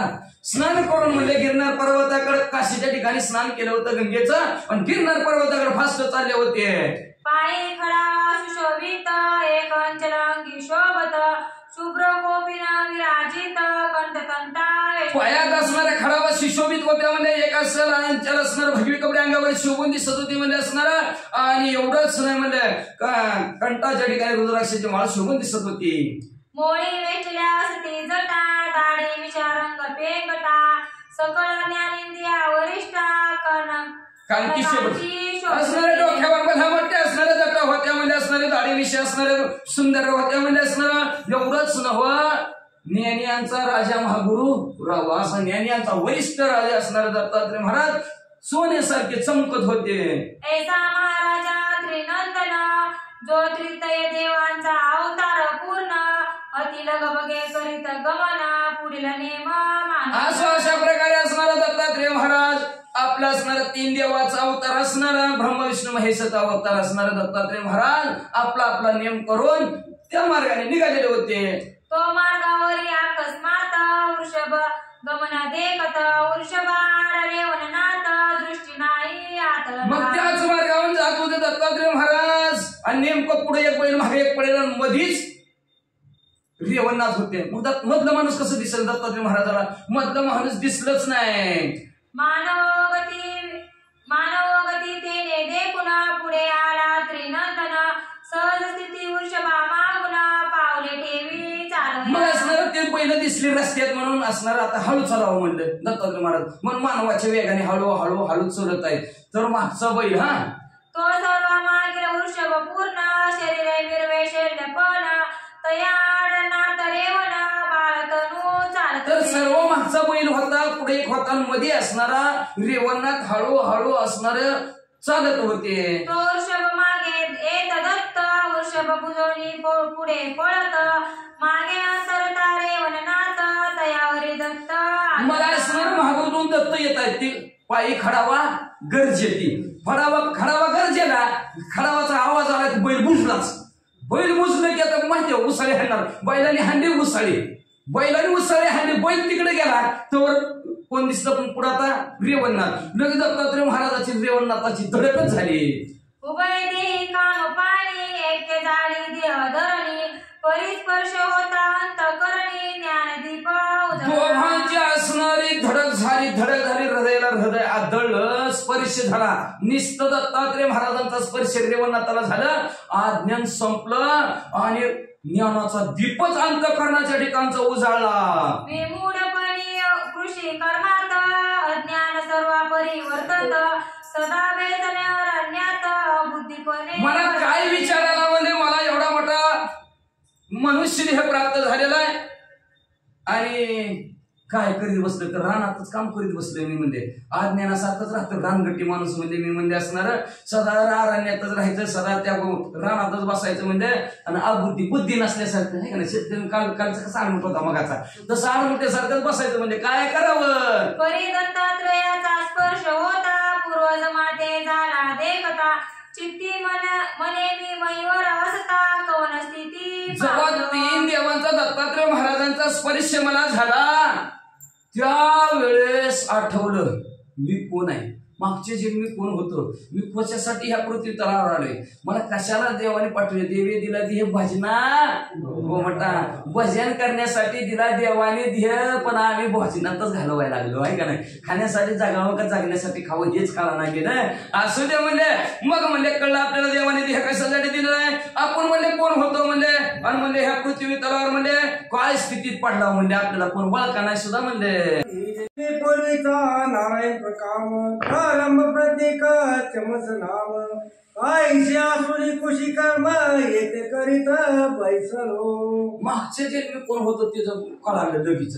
बघा म्हणायला लागले मी पूर्वीचा 9 नारायण मधला असणारा चमस नारायण असा असताना ह्या जन्माला आलो आणि रानात शेतीच करीत बसलो म्हणजे असणार काय करावं काय नाही असं मनातल्या मनात निस्तच परिस्थिती झाल्याबरोबर म्हणू लागला.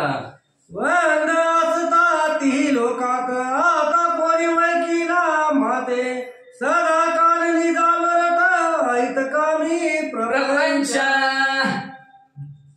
वंदनीय होतो स्वर्गमूर्ती पाहता तिन्ही जगाताला मी वंदनीय होतो सगळे माझ्या पाया पडायचे आणि जेव्हा ह्या पृथ्वी तरावर आलं का ना मला कोणी ओळखी नाही कोण काय हे शेतकरी नुसतं रानात आडमुठ्यासारखं काम करीत बसलं म्हणजे आणि प्रपंच करीत बसलं त्या प्रपंचात हिताची गोष्ट एक बी नाही कल्याणाची गोष्ट एक बी नाही काय कल्याणाचं प्रपंचात काय सांगा काय काय केलं कल्याण होईल सांगा बंगला बांधल्यावर कल्याण होईल घर सुंदर बांधलं म्हणून बंगला असणार कपडे आणली गाडी ही घेतली नाही दुसरी गाडी घेतली म्हणून कल्याण होईल नेमकं काय घेतलं कल्याण होईल सांगा बरं संसारात काही बी घेतलं तरी कल्याण होणारच नाही का तर संसाराचं मुळच दुःखाचं आहे ही घेतली की ती वाटतं ती घेतलं तरी ती पण आहे का ना वाटलं मऊ पैसे घ्यावं कशाचं मऊ घेतोय घसरून गुडघं चाललं या पैसेमुळे तर शेणाचं सार होतं तर तेव्हा गुडघं दुखलं का कधी कोणाचं कुत्रं सांभाळून फरशीवर कुत्रं सांभाळून बघायचं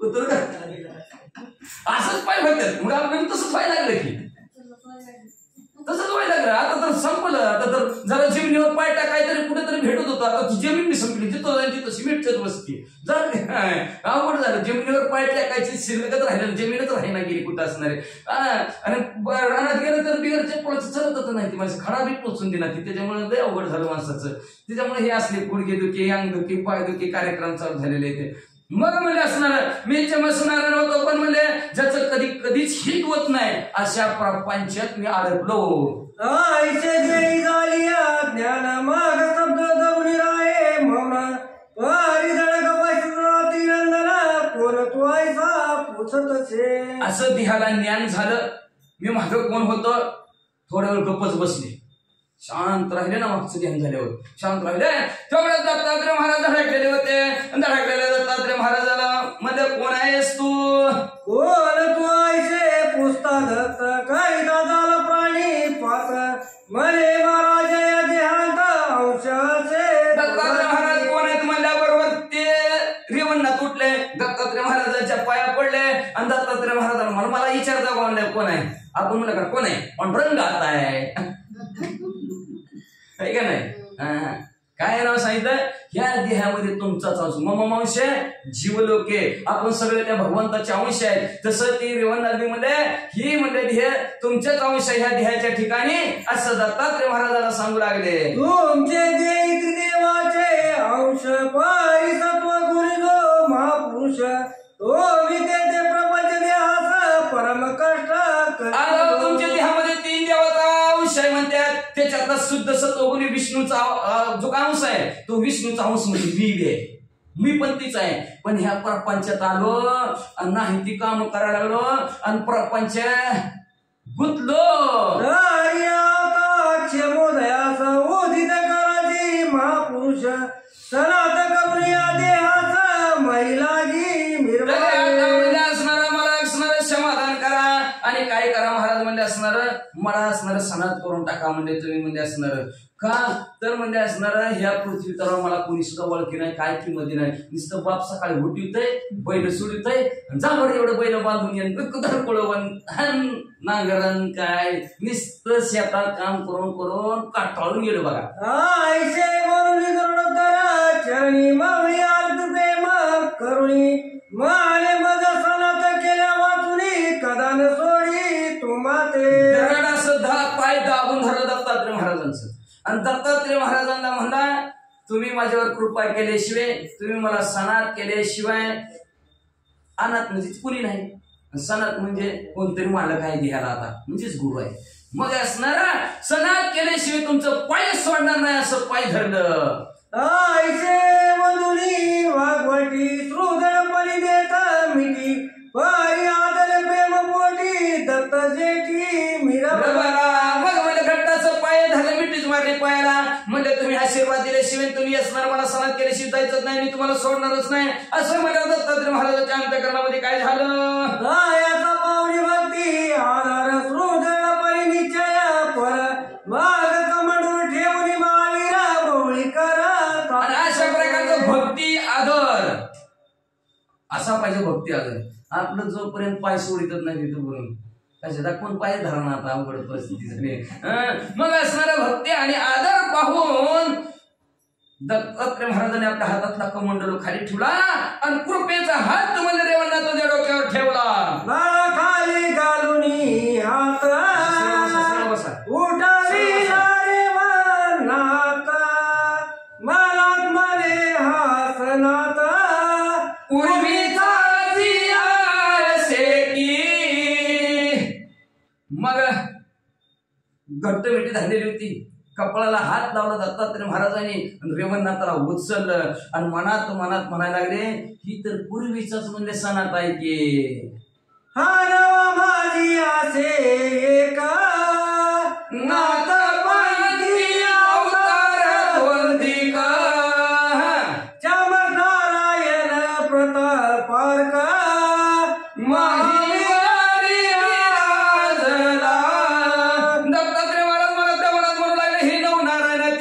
नारायण नाही म्हणले आणि ही तर सूर्यासारखा तेजस्वी आहे की म्हणले पहिल्याच हे असणारे सणात आहेत. आपण अजून काय आशीर्वाद द्यावा.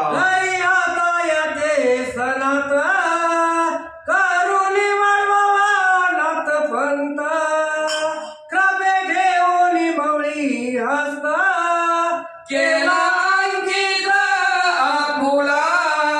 मग म्हणजे असं म्हणजे पहिल्याच सणात जरी असले तरी आता आपण ह्यांना नाथपंथाची दीक्षा घ्यायची आणि आपल्या अंकित ठेवायचं म्हणून कृपेचा हात डोक्यावर ठेवायचा आणि अनुग्रह द्यायचा असं दत्तात्रय महाराजांनी ठरवलं. कृपे मवळी ठेविला कर परी अनुग्रहाचे केले अंतरा मानल कामयासाठी उदार झाला नाही अनुग्रह. निस्ता डोक्यावर कृपेचा हात ठेवला आणि कानात बीज मंत्र सांगितला नाही, अनुग्रहच दिला नाही. म्हणजे मग तुम्ही म्हणताल का अनुग्रह दिला नाही. वाचा पुढची वळी. झाला दत्त भक्ती श्रमायासी घडले नाहीत तरी काही देई प्रायचित्त गणोली चित्ताच्या ठिकाणी दत्तात्रय महाराजांनी विचार केला याला अजून जरा भक्तीच घडली नाही. भक्तीत जी काय कष्ट असतं ती अजून त्याला कळलं नाही. देहाला प्रायश्चित्त लागतं. भक्तीत एक कठीण सुळावरील पोळी निवडे तो विरळा जाणे. लई भक्ती करणं कठीण आहे. पहिला तर शब्द असतो महाराज करून करून दमले देव पूजेला लागले ही आधी पहिला ऐकून घ्यावं लागतं. पुन्हा त्याच्यात तर ती तर जाऊ द्या बाहेरची बोलू द्या पण आधी घडलंच असतं. हाय का आपल्या घरात होतं का कोणी आख्या पिढीत नव्हतं आणि ही रातभर बोंबलतच बसतंय. झालं आधी घडीचा पासून सुरुवात असते. उठलं की सुटलं. हा ह्याला पोतीशिवाय करत जमतच नाही आणि ते कुठं देव देवच करीत बसते. हा झालं घरच्या पासून आधी विरोध चालू असते. मग तसं ह्याला भक्तीतलं जे काय कष्ट आहे ते अजून त्याने अनुभवलेलं नाही. भक्ती कठीण आहे अतिशय. भल्या भल्या जमत नाही. पुन्हा भक्तीने धरलेली हाती मागे ज्ञान वैरागी येते. परत ज्ञान बी प्राप्त होतं भक्ती करायला लागलं की आणि वैराग्य बी अंगात येतं. पण ही सुरुवात अडथळा घरातनच चालू होतो. पुन्हा गावातले बोलणार म्हणजे मग तसं दत्तात्रय महाराज हे रेवणनाथाला अजून तसं काही घडलंच नाही म्हणजे ह्या देहाला काहीतरी प्रायश्चित्त घडलं पाहिजे. देवाच्या कारणे असणारा जडला पाहिजे. काहीतरी असणाऱ्या देवासाठी देहाने केलं पाहिजे. प्रायश्चित्त देहाला म्हणजे काय शिक्षा उपवास केला पाहिजे. प्रायश्चित्त केलं पाहिजे. कधी 12 वर्ष तपश्चर्या केली पाहिजे. आपलं 12 घंटे 12 सेकंद तरी भगवंताचं नामस्मरण केलं पाहिजे. असं काहीतरी ह्याला अजून घडलंच नाही म्हणून अनुग्रह दिला नाही. ताई भक्ती श्रम घडता सांग उपदेश मग देवा अवेंग मग ज्ञान वर्गाचा मार्ग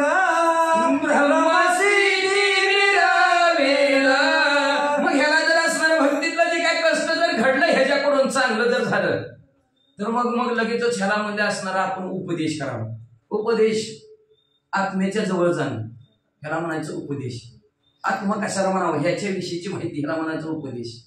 कुठं असतं परमार्थात असतं. संसारातला उपदेश वेगळा आहे का नाही.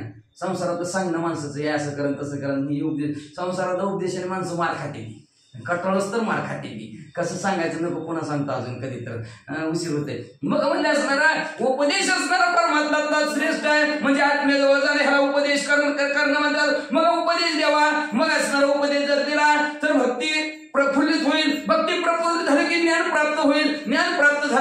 वैराग्य प्राप्त भोगाचा त्याग, विवेक जागृत होईल त्याचा, आणि विवेक झालं की सर्व असणारी सृष्टी त्याला ब्रह्ममय दिसेल. ऐसे म्हणून अनुग्रहित कृपामय ठेविला हस्त परी भक्ता लागी रेवनाथ काय करी महाराजा. अशा प्रकारचा असणारा दत्तात्रय महाराजांनी अनुग्रह दिला, निसर्ग कृपेचा हात डोक्यावर ठेवला म्हणतात. आता रेवणनाथ भक्तीसाठी काय काय करतात आणि कसं भक्तीला लागावं. भक्तीला लागलं माणूस का लागतं, थोडी तरी काहीतरी देवाने चुरून टाकलं. शिव देवाच्या पाया पडायला जात नाही ती माणसं. आधी देवाचा चमत्कार बघते ती, ऐका नाही माणसं, खरं आहे का नाही. मात्र काय देवाने आमचं केलं नीटनेटकं, काय नीटनेटकं का भाऊ केवढी देवाची तुमची. देवाला सगळं यारे लहान थोर याती भरती नाही. जर कुठल्याही यातीला कुठल्याही कुळातला लहान थोर कुठला आला तर देवाला सगळं सारखंच असतं. भक्त राखे पायापाशी दुर्जनाशी समोर फक्त भक्त आला की त्याला पायाजवळ ठेवतात आणि दुष्टाला संपून टाकतात. असं भगवंत आहे. पण कशी का भक्ती करा, त्याचा जरी संहार केला दुष्टाचा तरी त्याला मोक्षालाच लावत्या. अशा प्रकारचं भगवंत आहे. आता भक्तीसाठी जाता जाता भक्ती मार्गाला लागावं म्हणून जाता जाता एक सिद्धी रेवणनाथाला दत्तात्रय महाराजांनी दिली. एक सिद्धीची कळा त्या दे सांगता झाला कृपावंत आता बिगरे पोरी किंचित दृष्टी ठेविला पुढारा. मग असे सिद्धीची कळा दिली आणि कृपावंत असणारे दत्तात्रय महाराज असणारे निघून गेलेले आहेत. का काय केलं माहितीये का, एक बी दिलं, लावलं रोप. आता त्याला पाणी कसं घालायचं, कसं भरायचं, कसं घालायचं सांगा मी. 2 जुलै का 2 जूनला असते ती वृक्षारोपण दिन. 2 जुलैलाच असते. 2 जुलैला नुसती झाडे घेऊन एक झाड लावायचं आणि पुढच्या 2 जूनला त्या झाडाला पाणी घालायचं, फोटो काढायचं. हो का आमच्या गावात वृक्षारोपण झालं. अहो त्याला वाढवायचं कोणी, त्याला पाणी घालायचं कोणी. नुसतं 1000 झाडं लावली, 100 झाडं लावली, उपयोग काय. अहो 10 लावा 50 लावण्याबद्दल काय नाही, पण एक झाड एक जणांतर वाटून द्यायचं, तुझ्या तोच झाडाला मोठं कर झालं. पण माणसं नुसती झाडं लावा आणि झाडं जागवा. कसं जागवायचं झाडं जगत असतंय. अहो रोप बी लावा, रोप तयार करा आणि रोप वाढवा. आता झाड कसं वाढवायचं, ते पिंपळाचं झाड म्हणतात का, त्याला रोप म्हणते ती, काय म्हणते ती, झाडाला झाडच म्हणतात. झाड जगवा नाही, रोप लावायचं आणि रोपाचं असणारं झाडात रूपांतर करता आलं पाहिजे. तर सार्थक होईल तुम्ही वृक्ष असणार ते वृक्षारोपण केलेलं. नाही तर ह्या वर्षी त्या झाडाला पाणी, 2 जुलैला पुढच्या त्या झाडाला पाणी, फोटो काढून झालं आमच्या गावात वृक्षारोपण. उपयोग नाही. दत्तात्रय महाराजांनी काय केलं, एक बी दिलं त्याच्याजवळ, म्हणजे सिद्धी काळा एक दिली. आता ह्याचा भला मोठं झाड रेवणनाथ कसं करतो हे बघायचं म्हणून एकच लावायचं. पण चांगलं कुळी कन्या पुत्र होतीचे सात्विकता याचा हरिकर वाटे देवा वाचा लांब चाललंय.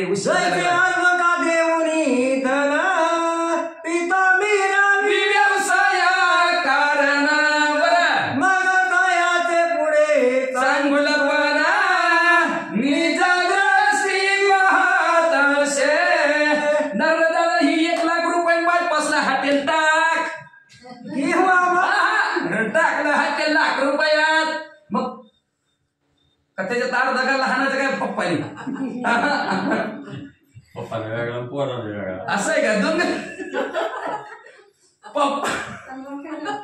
पप्पानी म्हणल्या पोराला पैसे दिले, भांडवल उदाहरण दिलं, सांगितलंय उदाहरण दिलं आणि उदाहरण देऊन पैसे दिलं आणि म्हणले बाबा धंदा व्यवस्थित कर आणि नुसतं बापाने बघत राहायचं. वर्ग धंदा कसा करतोय तसं दत्तात्रय महाराजांनी एक सिद्धी कळा रेवणनाथाला दिली. आता त्या सिद्धीचा वापर रेवणनाथ कसं करतोय ते नुसतं बघत थांबणार म्हणजे दत्तात्रय महाराज. केव्हा माहित मिळवण घालून पाठी दुग्ध करला की पत पातसे देऊनी धन सावकार कुळाते. दुधात इरजण घालते ती, आपल्याला अनुभव आहे. मग त्याला काही होतंय, दोन्ही होतंय, बघते ती का नाही ती पदार्थ दोन्ही होते. विरजण घालायचं असतं त्याच्यात. मग जसंच म्हणजे दुधात ताक मिरसून विरजण घालून जसं वाट बघत बसते ती सकाळ पस्तरून मग त्याला घुसळायचं आहे का नाही, तसं वाट बघत बसते ही नेमकं काय करतोय ती.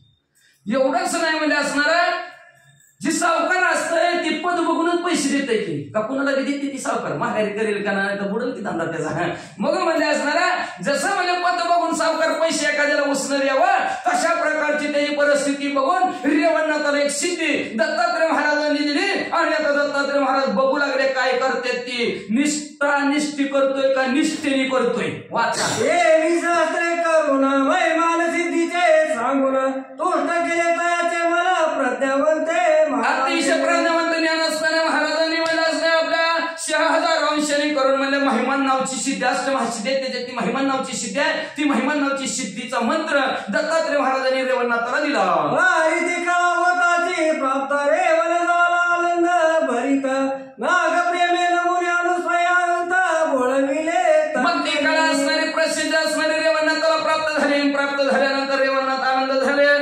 प्रेमाने दत्तात्रय महाराजाला नमस्कार केला दत्तात्रय महाराज निघून गेलं बरं का लक्षात ठेवा देव एक सिद्धी देत असतो अंगात येणाऱ्या माणसाला सुद्धा सिद्धीच प्राप्त असते देव त्यांना म्हणतात त्यांना कळत असतं त्या सिद्धीच्या जोरावर पण ती काय करतात ते तिथंच गुरपटून जातात पुढे भगवंताची भेट घ्यायची गुरु केल्यानंतर भगवंताची भेट द्यायची भगवंताकडे पोहोचत ती विसरून जातात तेवढ्यातच गुरपटून जातात जसं रेवणात आता गुरपटून जातात पुढच्या अध्यात ऐका वाचा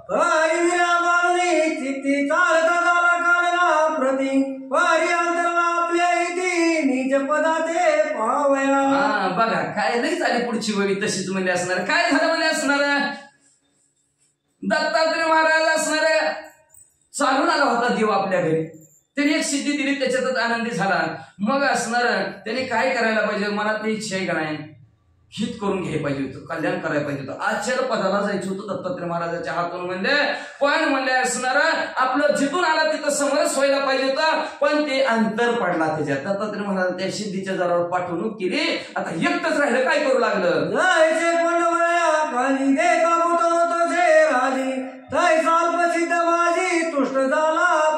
जसं म्हणजे असणार भूत एकाला भूत लागावा म्हणजे भूताला घास तुकडा उतरून टाकावा आणि त्याच्यावर भूताने राजी व्हावं तेवढ्यावर एका महिमान सिद्धीवर रेवणनाथ खुश झाले ज्ञानपरी खापरासाठी चिंतामणी सोडून दिला की म्हणजे असणार पूर्ण असणार दरिद्री निघून जावी म्हणून त्याच्याकडे परीस आणता परीस सोन लोखंडावर चिटकवलं की सोनं किती 1000 किलो काय तोळ्यावर इतकं सोनं म्हणजे तोळ्यावर चालले म्हणजे शेखंदाला लावलं की सोनं होतं असला परीस असणारा भेटला होता दत्तात्रय महाराज रूपी पण म्हणजे मालरा नावाचा दगड म्हणून त्याला सोडून दिलं की सुरावली परमा गोड सोडली आमदरसाची चाळ की निर्मळ परी पावली दगड परिसा तिचा सोडीला एवढंच नाही असणार खापर चिंतामणी होतं मनातली चिंता दूर करणार पण ती खापर म्हणून असणार सोडून दिलं म्हणजे आणि त्याच्यानंतर असणार उदाहरण दिलं म्हणजे काय कशी अवस्था झाली त्या रेवणनाथाची म्हणजे सुरा म्हणजे काय दारू प्यायला बार उतार्यावरचं नाव पार असे असतं दारूची करामत लय अवघड असतं दारू पिण्याचं मग म्हणजे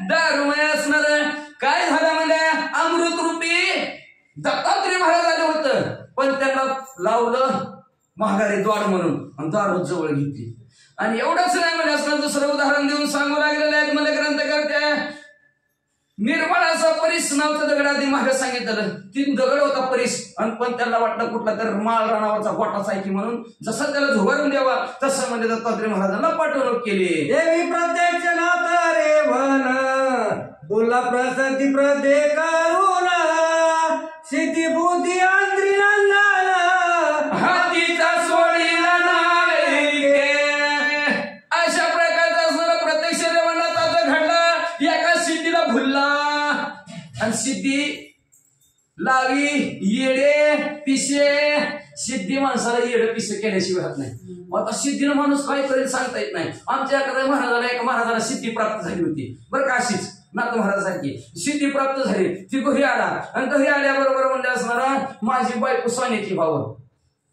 बायको सोन्याची झाली पुतळाच खायची पाहिजे कापड वाटलं बरं झालं बायको सोन्याची झाली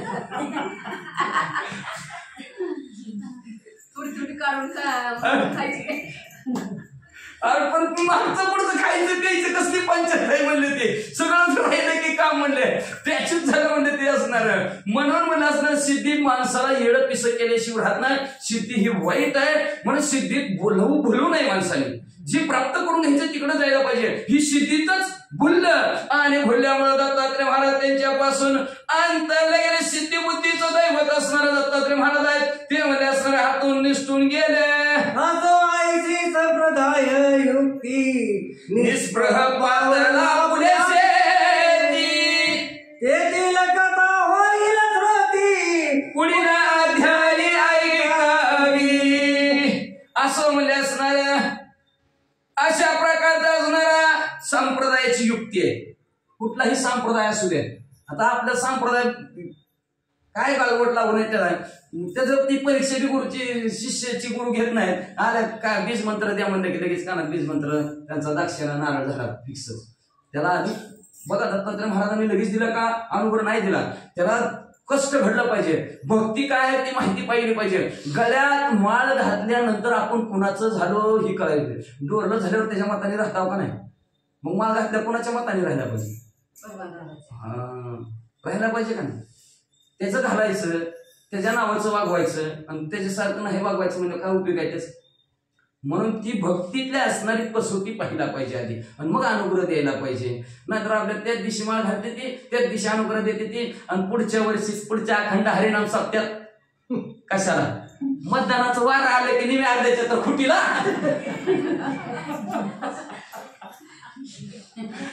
खरंय का नाही मग असं असतं म्हणून म्हणजे असणारा अशा प्रकारचे संप्रदायात युक्ती आहे आधी म्हणजे त्याला भक्तिश्रम घडल्याशिवाय अनुग्रह द्यायला नाही पाहिजे असं दत्तात्रय महाराजांनी ठेवलं गेलं आता म्हणजे असणारा निष्प्रह अंत्यकरणाच्या ठिकाणी गेला आपला रणात गेल्यानंतर आता तिथं काय झालं पुढच्या अध्यायात ऐका दोन्ही सुतनरा हरिवंशी सांगेल तुम्हा श्रोती यांशी संत कपिलामध्ये आशी मालवायची असणारा हरिवंशातील धोंडीचा मुलगा तुम्हाला असणाऱ्या श्रोत्यांना त्या संतांच्या कृपेने गुरुच्या कृपेने तुम्हाला पुढच्या अध्यायाची कथा सांगतील ते ऐकावी अशी विनंती ग्रंथकर्ते श्रोते मंडळीला करतात ते त्यांच्या सद्गुणाला शरण गेले संगवणी अध्यायाचं कथानक संपवितात स्वाती श्री भक्ती कथा